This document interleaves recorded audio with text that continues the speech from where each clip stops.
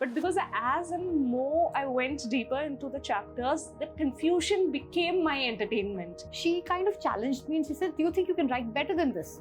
What if a young, so-called sensible girl goes and falls in love with somebody who comes on a pan masala ad? Yeah. He's not going to really find love with somebody who's just been a semi-porn model. I was asked by Foundation for Indian Historical and Cultural Research to write this, and that's coming out, that's being launched next month actually. Now your focus audience have completely changed.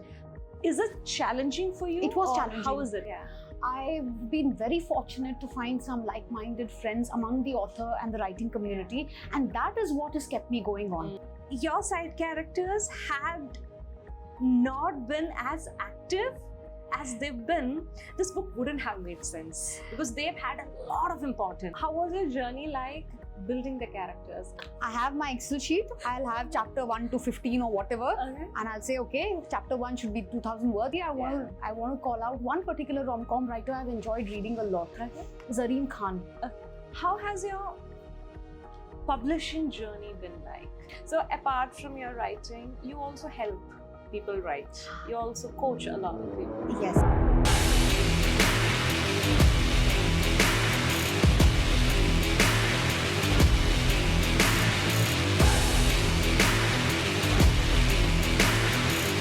Hey everybody, welcome back to another episode of The Next Show by Nagma. And today I have with me who has, I could say, marked her name in the world of writing, editing, somebody who's not just been an author, but even very fancily even edited presidential speeches. So that's something we don't get to see every single day. So I have with me today, I have the guest, Harini Srinivasan. How have you been? How's your day going? I'm doing good, Nagma. Thank you very much for inviting me on this show. Thank you. That's great. Doing good. So now your new book is out. Love Struck and Confused. How confused are you now? I think I've always been confused. So this is nothing new. So the confusion continues. Yeah. The book has been gaining a lot of traction. People have been talking about it in a good way. People very proudly say, yes, they were confused reading the book. So how did you plan this book? Because as a reader, even when I was reading the book, initially, I mean, no offense to anybody, but initially I thought, okay, there's something weird with the editing. Because there's in the same chapter, there are multiple people you're talking about. There are multiple perspectives that's coming in. So initially I actually thought, okay, what is this? Is this, so didn't an editing go on? Later I figured this was your planned structure. But because as and more I went deeper into the chapters, that confusion became my entertainment in that entire book. So how did you plan that? Because I personally feel that's a very different take. Okay, it's interesting that you point out that, that it is that is a different take. Yeah. It was meant to be so. So Yeah. when I decided, I think I've said this earlier in a couple of other places as well. This book is a result of a conversation I had with a friend. Oh, okay. And the conversation did not happen now. The conversation happened many years ago. Okay. And, maybe call it my background or whatever. I wasn't that into rom-coms at that point in time. I was neither reading them nor watching rom-com movies that much. Yeah. And this conversation was basically about a particular rom-com show that we both were watching, a very close friend of mine. And we were like, what nonsense is this? So we were basically trashing it. Okay. And during the course of the conversation, she kind of challenged me and she said, do you think you can write better than this? I was like, okay, I can give it a try. And I wanted to subvert the entire rom-com genre. Okay. Now you pointed out that, the confusion and that the thing about the editing. Yeah. Now I wanted a more layered story because most rom-coms are very generic, right? You have a meet cute, you have a conflict, and you have that's two main characters. You have two main characters and everything, and in the end, all is well that ends well. Now I wanted to subvert the entire thing and create a lot of, on its head. Like this basic premise of Love Struck and Confused is, what if a young, so-called sensible girl goes and falls in love with somebody who comes on a pan masala ad? Yeah. Right? So now that was it. So that was the hook for my writing the book. Yeah. But then I realized that for it to be believable, there has to be a little bit more planning, plotting, right? Because typically a sensible urban girl from Gurgaon, working, educated, is not going to really find love with somebody who's just been a semi-porn model. It's not going to happen. I mean, let's be realistic about it, It's right? never gonna happen. It's never going to happen. So I needed to make that person not be what he is. So that had to, so then you had to give him another identity. And then a lot of confusion was to be planned. And because I needed more than just a very meet cute, fall in love, get fight with each other, and the story gets over. So that was the reason all these different other characters came in. And before I realized, it had become a complete maze. And you kind of sort out the pieces of the maze so that finally the book is written. And another thing, that I never wanted to write a very sugary sweet rom-com. It was comedy. I think that's what I had a lot of fun writing this book. I laughed a lot. And while reading also. While writing. So I enjoyed the process thoroughly. So, and I wanted to be more comic rather than romantic. So that was the process. It was indeed a rom-com, not just romance. That makes sense. So, so this was my take.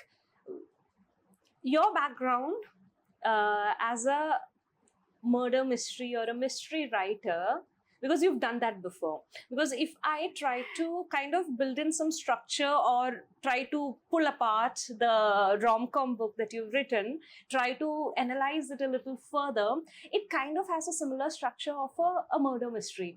There are clues that you're leaving in. There are plots, 100 different plots happening in 100 places. But as a reader, we need to keep a note of what is going on where, so that we don't get lost. Because that's how you do murder mysteries. Because our intention is we want to solve it before the author gives you the final chapter, gives us or tells us who the murderer is.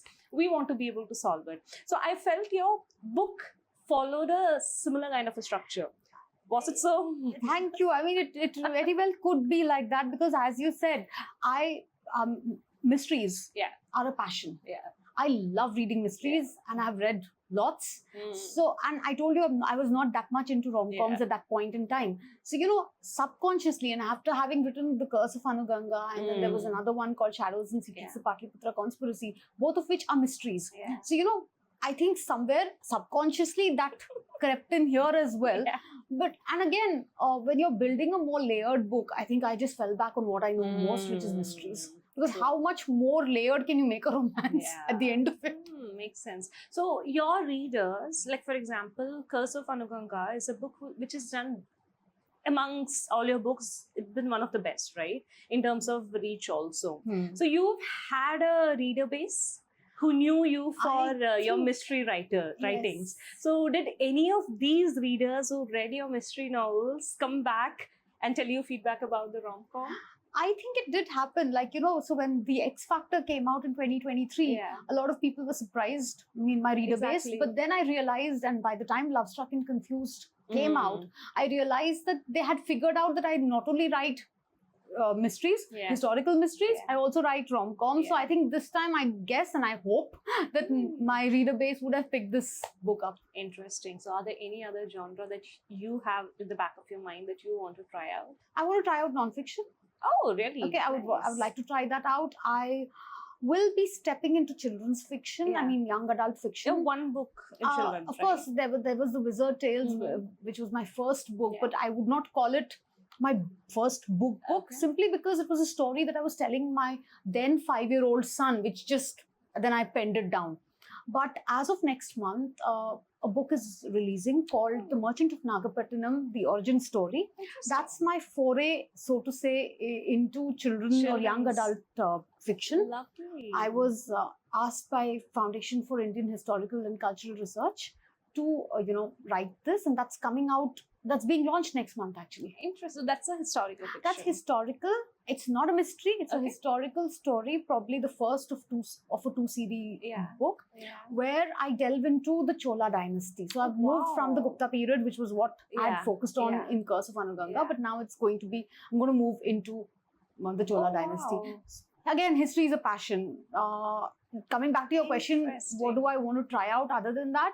Not really. I think non-fiction will be a very big mental breaking of a mental block. Let's put it that way. Yeah. So, what challenges do you face? Because when you write your previous mystery books, or even your rom-coms with X Factor or with Love Struck and Confused, these have been for the adults.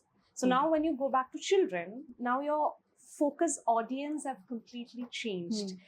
Is it challenging for you? It was or challenging. How is it? How It does was work? challenging because quite a few times I realized that, like when I was building up dialogue Yeah. in that particular Yeah. book, I felt that the voice was too adultish. I mean, a young teenager would not speak like that. And then I had to go back and rephrase it because somewhere the adult voice was coming out. Yeah. But other than that, see, it's just telling a story which would interest Yeah. a That's reader. interesting. Yeah. So, do you use your son as your person to keep a check on the children's book? No, Do your son read? my son reads a lot, yeah. Okay. So that's But good. he tends to read a lot of classical fiction. Believe it or not, he reads Wow. classics. Okay. Yeah. And he reads a lot of non-fiction.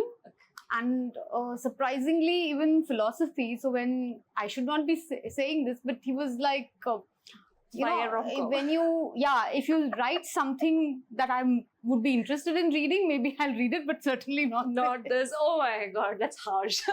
It's okay. That's what kids are. That's what kids are. But then good. They show you the mirror, Yeah, which is very so I much think needed. The new one coming out, then your son would ideally pick it up. He might read He it, yeah, because he's might read The read it. Curse of Anuganga. So it's not like he hasn't read anything. He will Not not read rom-coms. this one, which is okay. Which is, a big set of people who do not want to read, Read rom-coms. rom-com. at That's all. fine. Well, that's enemy trees. So now, from your previous experiences, you've been, like you said, history has always been a passion, and you've been working with the government on documenting historical events. You've been doing very serious editing with the presidential speeches and things like that.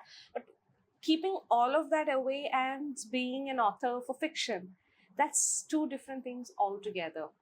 Yes, there has been a gap. You've now more concentrating on your passion writing, but how has this journey been for you, or evolution been for you? I wouldn't say a transition. It's not a technically, but transition, how has this evolution been? See, I always wanted to write. I Yeah. have been a voracious reader from Yeah. childhood. Reading has been my favorite place to be, comfort zone, Yeah. I think you understand. Anybody who loves totally. books, would relate to That's that. a go-to place. Then I any did day. my master's in English literature from Delhi Ah, University. okay. So I knew I wanted to get into something to do with books. My first job, in fact, was as a senior copy editor with Encyclopedia Britannica. Okay. And that was then Wow. I moved to the government. Yeah. I am a former civil servant. Yeah. So I worked with the government, and then it continued. But somewhere in the back, then there was this whole journey of working in the private sector and Yeah. all. Yeah. And somewhere I knew I wanted to write. Yeah. I did not let the dream die. Maybe now that I think about it, I started off on it a little late, Okay. but I'm happy that it did. Yeah. So my first, so because I had this in mind, I was a part of some writing groups, reading. I kept in touch with what was in the market Yeah. and what do I want to write about. Yeah. So the Curse of Anuganga happened still, I would say, quite accidentally, because I was a part of a writers group. This was also at the same time that I have a blog. It's a defunct blog now, Yeah. but I started writing just because I wanted to explore my Express. writing. Yeah. I said, okay, let me start writing a blog. And that was the time I joined this writers group. It was a small writers group on Facebook. And we all discovered that we like historical fiction and historical detective fiction. Now, Okay. historical detective fiction is a very big genre in the West. Okay. In India, True. it is not that developed. Yeah. Now it is much better. Not We all love 10 years Indiana ago, Jones, So. yeah. 10 years ago, historical detective fiction in India was literally non-existent. Yeah. If you would just, with the exception of, say, somebody like Madhulika Little and her Muzaffar Jung series, Yeah. and maybe Arjun Raj Kend with his Maharajas Yeah. mysteries. So this particular group, of which even Madhulika was a part of, we discussed historical detective fiction and decided, why don't we divide the entire history into all the periods and let us pick up one period and write a short story. And that short story was not for publishing anywhere. It was just to kind of distribute and circulate amongst each other and then read it. So so my first book, Curse of Anuganga, is an offshoot of that short story that I had written. Wow. You know, so I was very lucky because Vineet Pachpai, who runs the Tree Shade Books, he liked it, and he asked me if I can expand it into a full-fledged novel. Wow. And that's when a lot of subplots came in, and that short story became The Curse of Anuganga. That's interesting. And I was very lucky. I mean, I got my break, and once I got that, and this was despite the fact that I had a full-time job. I did it on the side because I was not going to leave that for this thing. And that's how it went. And once I had tasted blood, so to say, I wanted to continue writing. Interesting. What inspires you To write? Yeah, was to be able to continuously keep doing anything for that matter. You need to, passion alone is not enough. Then a lot of your life comes in between. So what inspires you to keep writing? Because you're experimenting, you're evolving, you're trying out new things, you're coaching people. So a lot around writing they're actually doing today. Yeah, I'm doing What a lot keeps you around that. going? What keeps I just like it. I mean, that 1 hour a day. And this is something that I have been telling everybody because this was some very valuable advice I got early on, that write every day. So I try to make it, because see, in the end, it's all about discipline and dedication to your art. It's a passion project, yes. I love it. But you know, in fact, my rom-coms have happened when I was researching for my historical fiction. Because to meet the word count of the day, I needed to write something, no? And otherwise, you're just researching. When you're researching, there is nothing, because your story hasn't been formed. You're still trying to get into that particular era where you are. So this is my daily word count. And rom-coms are easier to write. Let me be honest. In the sense that, you know, I don't need to research in contemporary Gurgaon. I know what is happening in contemporary Gurgaon. So it's easier to write. I think it's ultimately determination and discipline. That's amazing. No, I loved it how you told about the group that you had when you started out. So today, community in general is something a lot of people are falling back to. And this is not just, I'm not talking about just reading or writing. In anything. It could be AI community, it could be your tech community, it could be your table tennis community, no matter what it is, for people to be able to just keep going. People are falling back into communities. They love having people around. So how much did having that group of people, a support system, a like-minded set of people right with you, help you from being either for your structured for profession you were writing, for that to explore your passion? How much did actually the community affect? At that point in time, because you know, even though The Curse of Anuganga came out in 2018, the story was written in 2015. So there was a gap. So I mean, I don't want to sound too blunt, or don't get me wrong here. That particular group may not have helped, but community helps, because but once Curse of Anuganga was out, I've been very fortunate to find some like-minded friends among the author and the writing community, and that is what has kept me going on. Exactly. So I have some very close author friends whom, you know, and one of them you very know quite well, Kanchana Banerjee, right? So she is my writing buddy. So, you know, there's Kanchana Banerjee, and there are a few more writers whom I kind of touch base with very regularly, and they are my support system now. So the community is definitely there at this point in time.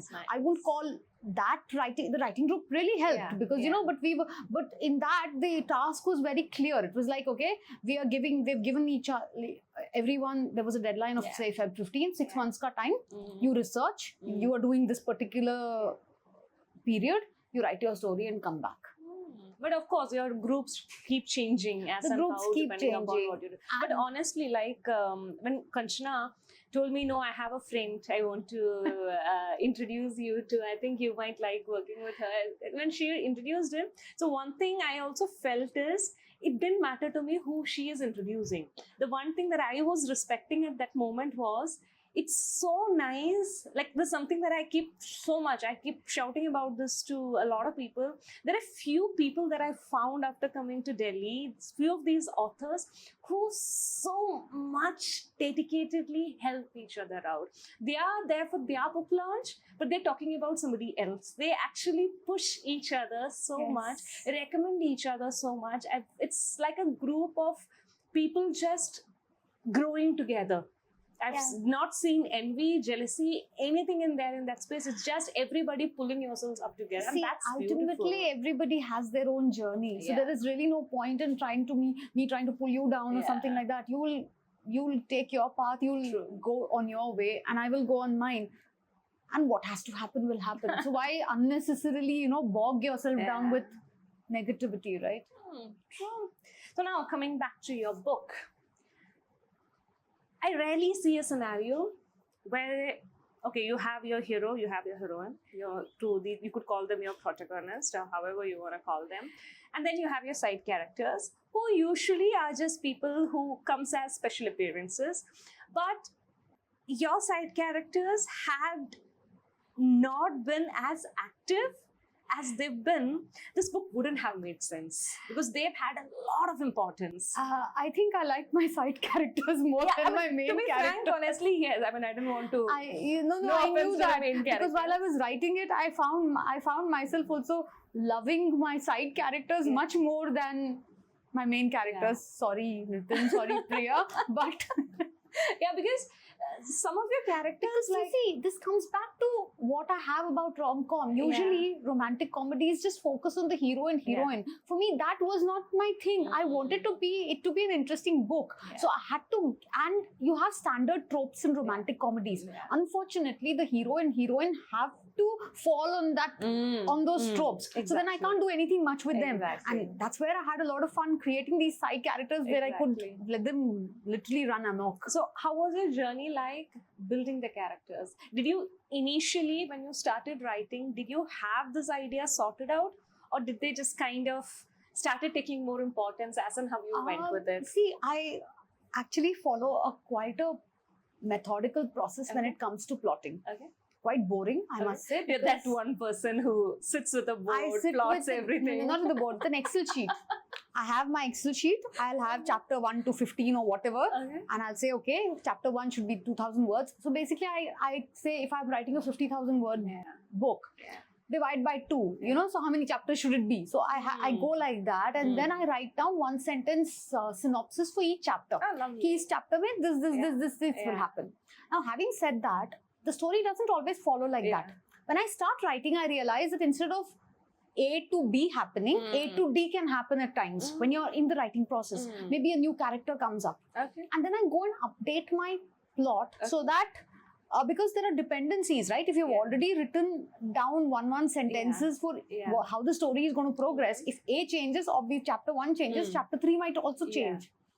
So then there's all that back and forth that happened. So while I tried starting off plotting, Okay. Tanya came to life much more Yeah. while writing. Soumya went crazy. Yeah. Okay, so all those changes happened, and then again they fed into the plot, and then of course you need to tie all those loose ends. Now, maybe because it's my historical mystery thing, Yeah. I really believe in tying loose ends. I don't like open-ended Okay. stuff. You wanted So if you to see, there is an epilogue here because Yeah. I didn't want them to. I didn't want the readers to go back with the Exactly. question, what happened to to rest him? of them? Yeah. Oh, that's interesting because I mean, honestly, while reading also, I think who the main two characters are, this was clear from the start. But then as I started reading, I think one of the characters who immediately started gaining prominence was Tanya. Rest of them started their importances only later on with the chapters, but that was very surprising because, like I said, initially why I personally thought that, okay, is there an editing error going on? Because we are not used to this. That was so, I would personally say, so courageous of you to even try something so different, because rom-com readers read rom-com like crazy. So they know what to They know expect. exactly. They know what's how the happening. plot goes. We know who will end up. Even if there is person A and B, and somewhere through the line you're introducing person 3, we know when A and C might end up being together. But this entire confusion that you've created, that became something so different and exciting for a reader. And because, I mean, this could be the reason what I would recommend the book to. Because I'm a reader too, right? I'm a reader of rom-coms. I find traditional, rom-coms, the typical rom-coms, rather quite boring after a while. I'm like, okay, you know what? That's it. You know what's happening. That's why I enjoy books where there is a little bit of a change. You asked me about the writing community. I want to call out one particular rom-com writer I've enjoyed reading a lot. Okay. Zareen Khan. Okay. She's a very good friend of mine as Okay. well. And she's written a book called My Best Friend's Son's Wedding. Okay. Now that is a very intelligently done book. Again, Hmm. not the typical boy meets girl and Okay. No, when you my mix best. two words of rom-com and intelligent together, I already understand that it's a different take. Okay. See, maybe I wanted to disprove that you need to write, you can write an intelligent rom-com. You just need to layer it with a lot of other things. No offense to rom-com, all the authors. I love rom-coms. I love That's rom-coms. So I always read my them now. go-to.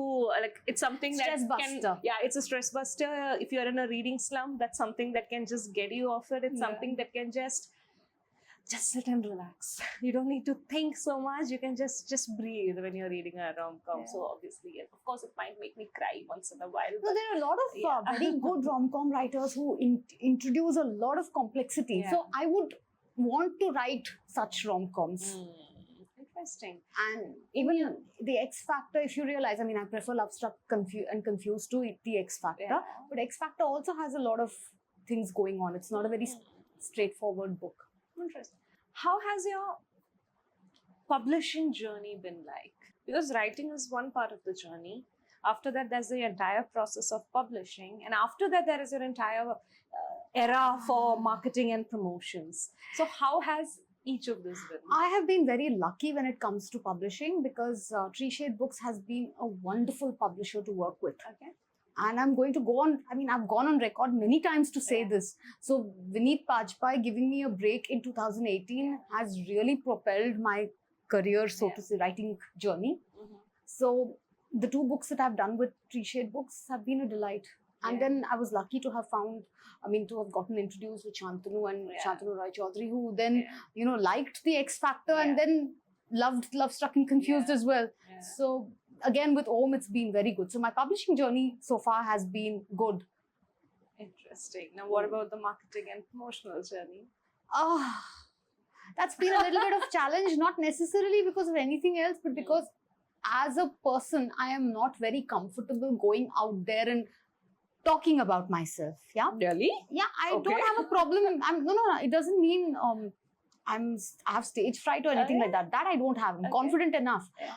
You have to do a lot of social media Yeah. marketing right Yeah. now. That I am not a social media person. Mm. So for me to go out there every day, I mean, if you look at my Instagram, I have a lot of people telling me you should be more active on Focus. Insta- Focus but I on can't. Instagram. But Yeah. I'm trying to be, but so Mm. that's been difficult.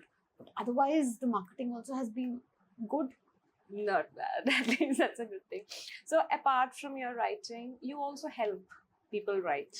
You also coach a lot of people. Yes, I've started coaching. I mean, this part of my journey started in 2020-21 Okay. when I was approached by Scholastic to Okay. become a writing mentor with them. Yeah. So through the Scholastic Writing Academy, I have mentored a few batches on both historical fiction, Hmm. children and adults, on writing fiction and historical fiction. Yeah.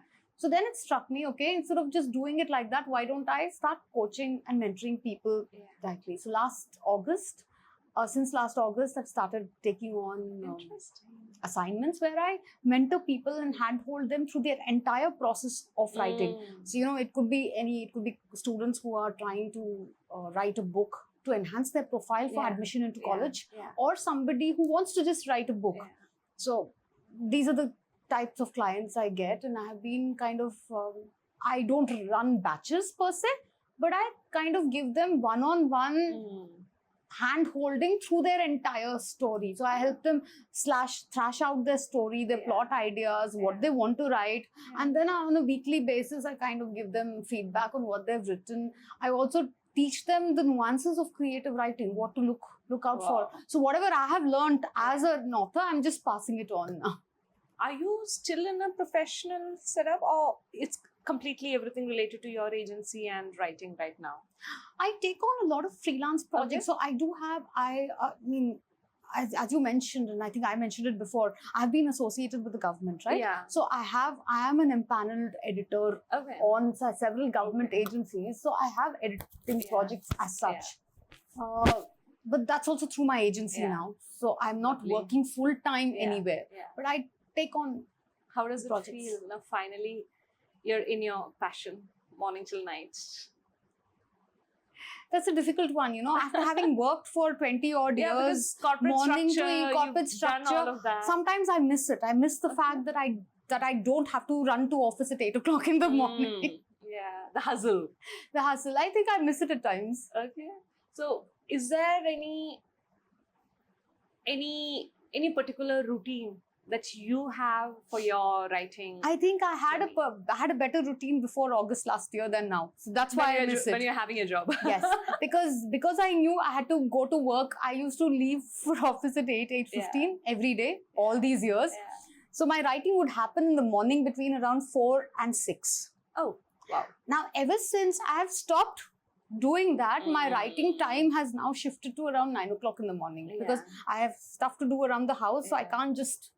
Yeah. So I miss that because when there's the pressure that, and I have also only that window I available. have that window available, I was more productive, I think. Better take a job. Yeah, if I get one in Gurgaon where I don't have to commute, Yeah, yes, all the way to probably, Delhi. yeah. Makes sense.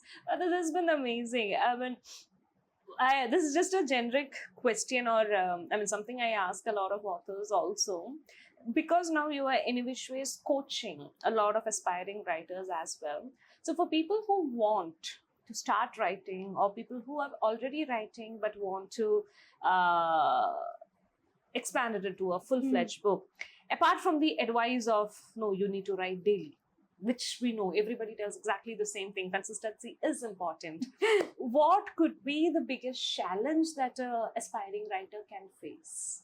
Like, what could be the biggest blockages? What's the inquiries that you get the most about?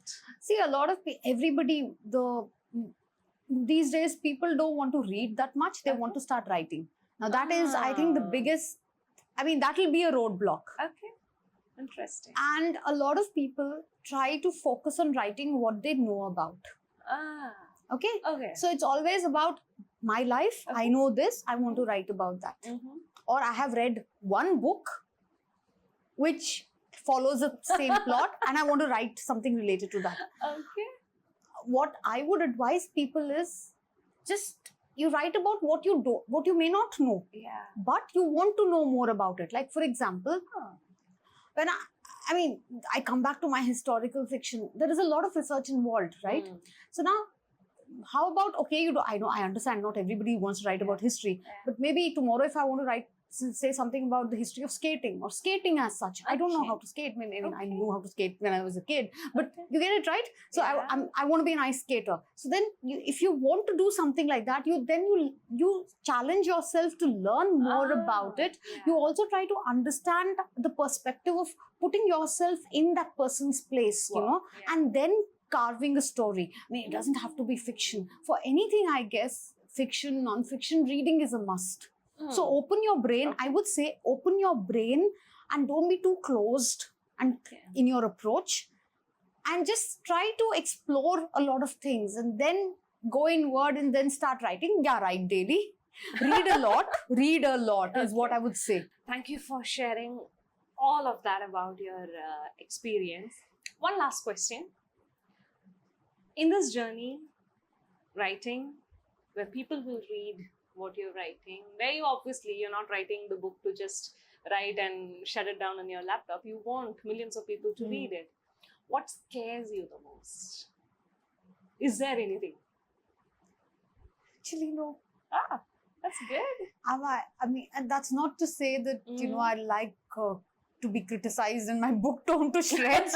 That's not the thing. Yeah. But yeah, well, I understand that you can't please everybody, and it's just a viewpoint. I like reading stories, and I just hope that I'm able to write some stories that will reach out to some people. So, and if it even touches a few people, and they, at least for my rom-coms, they bring a smile onto their faces, that's good enough for me. Or when it's for my historical mysteries, if they get to know a little bit more about the historical period that I've researched on, that's very good enough for me. So I don't think I'm a scared person. So I'm not scared about having my books out there.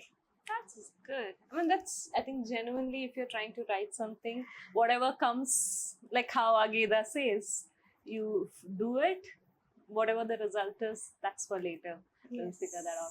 But thank you so much for Thank being you. part Thank you of for this having me here. conversation. I enjoyed the conversation. It was a too. very Thank you. high, energetic conversation. That was the best part, I think, according to me. You know, you Was- just got a writer and said कि अपने बारे में बात करो. Obviously, it'll be a high energetic conversation. Yeah, but that's where the difference comes. No, writers are okay to write. Not everybody is okay talking about it. That too, when a camera is fitted right in front of you, they're not very comfortable. Yeah, but So thank you so much Thank for the you. very high energetic conversation, you. and I wish you good luck with your current sensation that is going on. But I'm very keen on seeing what comes out from you again. I haven't read your mystery book so do far. read my historical mysteries. Exactly. And hopefully you'll get to read a non-fiction out soon as well. Hopefully. That is if everything goes according to plan. That's good luck to you on that Thank you. journey, and I hope your research process goes well. Because Thank that you. I think so far, however you've talked, you've structured. You need your pointers and thoughts sorted out, the research sorted out. So I'm wishing you all the best. That Thank you. whatever you're seeking, that comes your way. That becomes the most Thank you, important. Nagma. Thank you very much. Any one last message that you want to communicate to your readers directly? Read a lot. Not necessarily my books. Yeah, read my books as well. Read Love Struck and Confused, X Factor, Shadows and And leave a Secrets, review. and leave a review on Amazon. But genuinely, read a lot. Thank you so Thank you. much.